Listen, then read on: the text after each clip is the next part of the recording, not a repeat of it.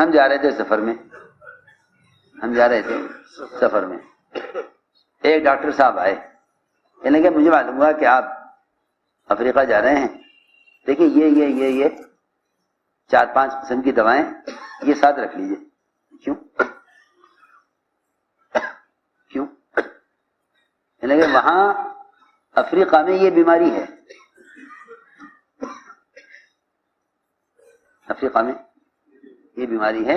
آپ یہ دوا اپنے ساتھ رکھیں۔ میں نے کہا اللہ اکبر، میں نے اللہ سے پہلے ہی طے کر لیا کہ میں بیمار ہوں گا۔ کتنی بڑی بدگمانی اللہ کے ساتھ۔ بیماری آوے تو پہلے عمل کو مقدم کرو، سنت علاج کرنا سنت ہے، ہاں علاج کرنا سنت ہے، پھر تم علاج بھی کر لو، اس امید پر نہیں کہ اس دوا سے ہوگا، اس امید پر کہ اللہ تعالیٰ نے دوائیں بھی اس امتحان کے لیے بنائی ہیں کہ دوا پہلے کرتا ہے یا دعا پہلے کرتا ہے۔ دوا بھی اس امتحان کے لیے بنائی ہے کہ دعا پہلے کرتا ہے یا دوا پہلے کرتا ہے، اور دعا عبادت کے ساتھ جڑی ہوئی ہے۔ معلوم ہوا کہ دعا اور عبادت دوا سے پہلے ہیں۔ اگر دوائیں نہ بناتے تو لوگ دعا ہی کرتے صرف۔ اسے کیسے معلوم ہوتا کہ یہ دوا کو چھوڑ کر دعا کر رہے، یہ دوا نہ ہونے کی وجہ سے دعا کر رہے؟ اب دعا کرتے بھی ہیں تو یہ دعا کرتے ہیں اے اللہ میری دوا مل جائے۔ ایک دوا ایک اسٹور پر نہ ملی، دعا کرے گا اے اللہ دوسری اسٹور پر مل جائے۔ اس نے اللہ تعالیٰ کی قدرت کو صحت دینے کے لیے دوا کے ساتھ دوا پر موقوف کر دیا ہے۔ یہ اللہ سے صحت لے ہی نہیں سکتا۔ میں تو یہ کہہ رہا تھا کہ لوگ اللہ اکبر بیماری کی امید اور بیماری کے انتظار اور بیماری کے آنے سے پہلے بیماری کا انتظام بیماری کے آنے سے پہلے کرتے ہیں۔ فلاں موسم میں بخار ہوگا، ایسے بیچارے احمق ڈاکٹر جاؤ گے تو یہ کہیں گے گھبرانے کی بات نہیں، موسمی بخار ہے۔ ارے موسم سے بخار کیا تعلق؟ موسم سے بخار کا کیا تعلق؟ بخار سے موسم کا۔ کل ایک صاحب کہنے لگے احتیاط کرنا، کہنے کہ موسم بدل رہا ہے۔ میں نے کہا موسم بدل رہا، اللہ نہیں بدل رہے۔ کون بدل رہا؟ موسم بدل رہا، اللہ نہیں بدل رہے، اللہ وہی ہیں۔ دیکھو تو صحیح، ڈاکٹر کہتے ہیں گھبراؤ مت، موسمی بخار ہے۔ اچھا بھائی، اگر موسم کا بخار ہے تو سب کو کیوں نہیں ہے؟ اگر بخار موسم کا ہے تو سب کو کیوں نہیں؟ موسم کا بخار سب کو کیوں نہیں ہے؟ کسی کو ہے کسی کو نہیں ہے، حالانکہ موسم تو سب پر آ رہا ہے، سردی کا، گرمی کا، بارش کا، دھوپ کا، موسم سب پر آ رہا، سب کیوں نہیں بیمار ہیں؟ معلوم ہوتا ہے بیماریوں کو بھی موسم سے جوڑ دیا گیا ہے، بیماریوں کو بھی موسم سے جوڑ دیا گیا۔ اونٹوں میں خارش پھیل گئی، صحابی نے آ کر عرض کیا کہ یا رسول اللہ اونٹوں میں خارش پھیل گئی ہے۔ آپ نے سوال کیا، اور یہ سوال حالات لینے کے لیے نہیں تھا، یہ سوال صحابی کے ایمان کا امتحان لینے کے لیے تھا، اس لیے کہ نبی کے لیے مناسب نہیں ہے کہ وہ کسی بات کے پیش آنے کو مخلوق میں تلاش کرے، کسی چیز کے پیش آنے کو مخلوق میں تلاش کرے، یہ نبی کے لیے مناسب نہیں ہے۔ نبی کے لیے مناسب نہیں ہے کہ وہ کسی بات کے پیش آنے کی وجہ مخلوق میں تلاش کریں۔ آپ کے سوال کا مقصد یہ ہرگز نہیں تھا کہ اونٹوں میں خارش پھیلنے کی کیا وجہ ہوئی، آپ کا سوال کا مقصد صحابی کے ایمان کا امتحان لینا تھا کہ دیکھو تو صحیح اب تک ایمان کی کوشش سے ایمان کہاں تک بنا۔ تو آپ نے فرمایا کہ یہ بتاؤ اونٹوں میں خارش کیسے پھیلی؟ کیا جواب دیتے ہیں؟ آیو کہتے ہیں کہ اللہ کے حکم سے ہوئی، یا یوں کہتے ہیں کہ اونٹوں سے اونٹوں میں خارش پھیل گئی؟ صحابی نے کہا کہ جی ایک اونٹ کو ہوئی تھی، پہلے ایک کو ہوئی تھی پھر سب کو ہو گئی۔ یہاں سے اس کفر کو توڑا، یہاں سے اس کفر کو توڑا کہ اللہ کا حکم ہر ایک کے لیے براہ راست آتا ہے۔ یہ نہیں کہ ایک اونٹ کو خارش ہوئی تھی تو دوسرے کو بھی ہو گئی، پھر تیسرے کو ہو گئی، پھر جو ان کے ساتھ رہتے ان کو بھی ہو گئی۔ دیکھو تو صحیح، اس کا مطلب یہ ہے کہ نظام کائنات سے چل رہا ہے، کائنات سے چل رہا ہے، بس اسی کا نام دہریت ہے۔ آپ نے فوراً اصلاح فرمائی، فرمایا نہیں، یہ بتاؤ اگر اونٹوں سے خارج اونٹوں میں پھیلی ہے تو پہلے اونٹ کو کہاں سے ہوئی؟ پہلے اونٹ کو، اگر تمہارے نزدیک پہلے اونٹ کو ہونا ناممکن ہے اللہ کے امر کے بغیر، تو پھر خدا کی قسم اس طرح ایک اونٹ سے دوسرے اونٹ کو ہونا بھی ناممکن ہے اللہ کے امر کے بغیر۔ یہ آسان بات ہے۔ اگر ایک اونٹ سارے اونٹوں میں خارج کے بغیر خارج کا پھیلنا ناممکن ہے تو پھر یہ بھی ناممکن ہے، یہ بھی ناممکن ہے کہ اللہ نے تو ایک کے لیے حکم دیا تھا وہ سب کو ہو گئی۔ کسی آسان بات ہے۔ آپ صلی اللہ علیہ وسلم نے فوراً اصلاح فرمائی کہ نہیں، غلط کہتے ہو تم، یہ غلط کہتے ہو، یہ تم غلط کہتے ہو کہ ایک اونٹ کو خارش ہوئی تھی سب کو ہو گئی۔ دوستو عزیزو، اس لیے کہہ رہا ہوں کہ ہماری اجتماعی امت اجتماعی طور پر اس وقت جتنے مصائب کا شکار ہے، وہ تو جو شخص اپنے برے حالات کو اللہ کی طرف منسوب نہیں کرتا، وہ اپنے حالات کی درستگی کی طرف بھی اللہ کی طرف متوجہ نہیں ہوتا۔ جو حالات کے بگاڑ کو اللہ کی طرف منسوب نہیں کرے گا، وہ حالات کی اصلاح کے لیے بھی اللہ کی طرف رجوع نہیں کرے گا۔ جو حالات کے بگاڑ کو اللہ کی طرف منسوب نہیں کرے گا، وہ حالات ٹھیک کرنے کے لیے بھی اللہ کی طرف نہیں آئے گا۔ وہ سارے حالات کی درستگی کائنات میں تلاش کرتا رہے گا۔ جب نقصان کو مخلوق سے جوڑے گا تو پھر نفع کو بھی مخلوق سے جوڑے گا۔ حالانکہ ایک مشرک سے فرمایا حضور اکرم صلی اللہ علیہ وسلم نے ایک مشرک سے کہ تیرے مال میں، تیرے کاروبار میں، تیری جان میں کوئی نقصان ہو جاوے تو اس نقصان کی تلافی کس سے کراتا ہے؟ اس نے کہا مشرک نے، وہ ایک اکیلا اللہ جو آسمانوں میں ہے، وہ ایک اکیلا اللہ جو آسمانوں میں ہے۔ میرے دوستو عزیزو، اس لیے ہم نے عرض کیا کہ حضور اکرم صلی اللہ علیہ وسلم نے صحابہ کو ایمان کی تعلیم دی ہے، صحابہ کو ایمان کی تعلیم دی ہے، صحابہ کو ایمان کی تعلیم دی ہے۔ اور ایمان کے علم سے سکھلایا ہے، ایمان کے علم سے سکھلایا۔ اس لیے ہر جگہ ایمان ملے گا، ہر جگہ ایمان ملے گا، ہر جگہ ایمان ملے گا، کوئی بھی شعبہ دین کا ایمان سے خالی نہیں ہے۔ آپ احادیث میں غور کریں، ایمان کی علامتیں احادیث میں غور کریں تو دین کا کوئی شعبہ ایمان سے خالی نہیں ملے گا۔ سب سے پہلا حکم، سب سے پہلا فریضہ نماز، سب سے پہلا فریضہ نماز۔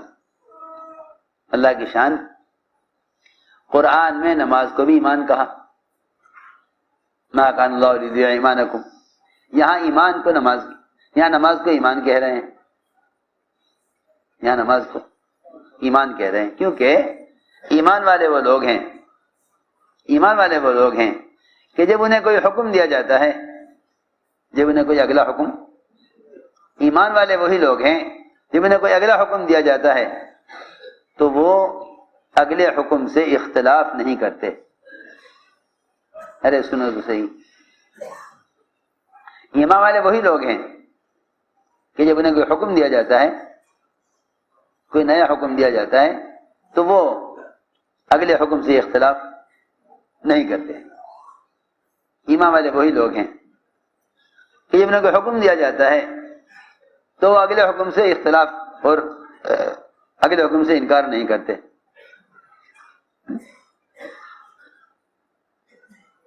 اور بے عقل احمق قسم کے لوگ وہ ہیں کہ جب انہیں کوئی حکم دیا جاتا ہے تو وہ اگلے حکم سے اختلاف کرتے ہیں. اب سنو دھیان سے. اللہ تعالی اپنے احکام وقفے سے وقت پر تھوڑی تھوڑی مدت میں اس لیے لاتے ہیں تاکہ وہ ایمان والوں کا امتحان لیں اور منافقین اور دلوں میں خیانت رکھنے والے ایسے لوگوں کی اللہ تعالیٰ چھٹائی کرتے رہیں. سنو غور سے توجہ سے بات. اللہ تعالیٰ سے ہر وقت استقامت کو مانگتے رہنا چاہیے. اللہ سے ہر وقت استقامت کو مانگتے رہنا چاہیے, ورنہ اللہ تعالیٰ کا دستور ہے, یہ اللہ کا یہ دستور ہے, اللہ کا یہ دستور ہے کہ وہ لوگوں کی چھٹائی کرنے کے لیے ایسے احکام لاتے ہیں کہ ماننے والے الگ ہو جائیں, نہ ماننے والے الگ ہو جائیں. سنو توجہ سے بات. اللہ تعالی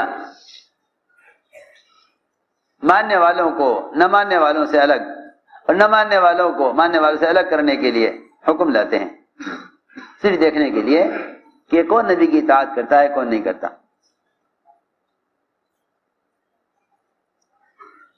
حضور اکرم صلی اللہ علیہ وسلم مدینہ منورہ ہجرت کرنے کے بعد 17 مہینے تک آپ نماز پڑھتے رہے بیت المقدس کی طرف. اس کے بعد ہجرت کے بعد مدینہ پہنچنے کے بعد 17 مہینے تک قبلہ بیت المقدس رہا.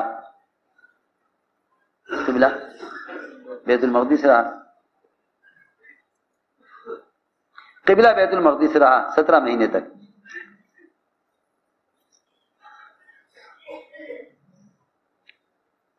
ظہر کی نماز ہو رہی تھی مسجدوں میں الگ الگ, 9 مسجدیں تھیں مسجد نبوی میں, اور بھی مسجدیں مسجد نبوی کے علاوہ بن گئی تھیں محلوں میں. ظہر کے وہاں میں حکم آ گیا کہ آپ رخ کر لیجئے بیت المقدس سے بیت اللہ کی طرف. حکم آ گیا فوراً, رخ کر لیجئے بیت المقدس سے بیت اللہ کی طرف. قبلہ بدل دیا. ریکنسٹرکشن آف امہ تو جیسے ہی قبلہ بدلا صحابہ کرام فوراً بیت المقدس سے بیت اللہ کی طرف پھر گئے. بیت المقدس سے بیت اللہ کی طرف پھر گئے. اب اعتراض کرنے والے منافقین اعتراض کرنے والے, ان کا کام یہ تھا کہ وہ مسلمانوں پر تنقید کرتے رہتے تھے, خود تو کچھ کرتے نہیں تھے. اعتراضات کرنے کا مزاج تھا. وہ تلاش میں رہتے تھے کہ کوئی ایسی بات ملے مسلمانوں کی تو اس کو اچھالیں پھیلاویں. منافقین کو موقع مل گیا کہنے کے لو جی ان کا تو کوئی قبلے کا بھی ٹھکانہ نہیں ہے, کبھی ادھر نماز پڑھتے ہیں کبھی ادھر پڑھتے ہیں. منافقین تو اعتراض کر کے محروم ہو گئے. اس لیے کہ بات ہمیشہ یاد رکھنا, تنقید کرنے والا محروم ہو جاتا ہے.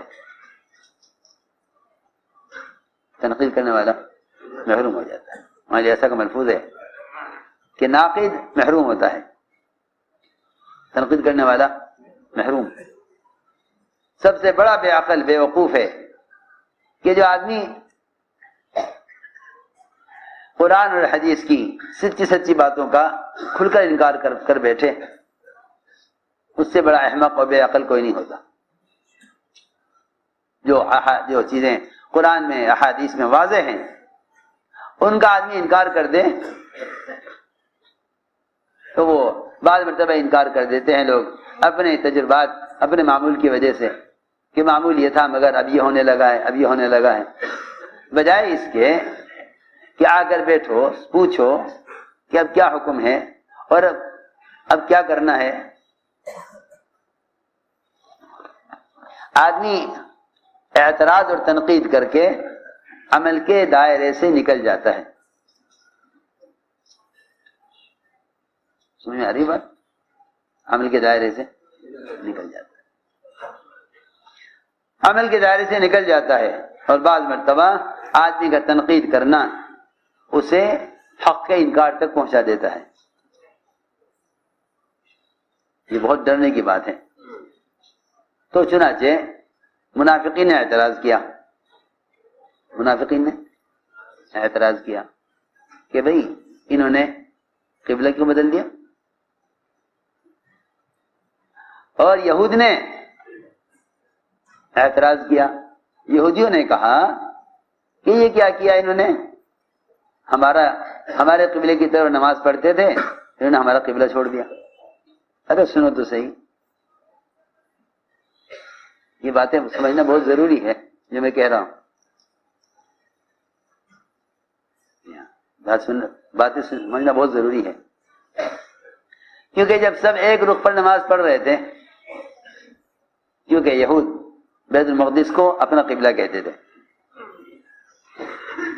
یہود بیت المقدس کو اپنا قبلہ کہتے تھے، ہمارا قبلہ ہے، اور اس بات سے مطمئن تھے کہ محمد صلی اللہ علیہ وسلم ہمارے قبلے کی طرف منہ کر کے نماز پڑھتے ہیں۔ تو ایک اللہ معاف فرمائے، بعض مرتبہ دین کے شعبے یا دین کے مراکز کو لوگ اپنی ذاتی چیز سمجھ بیٹھتے ہیں۔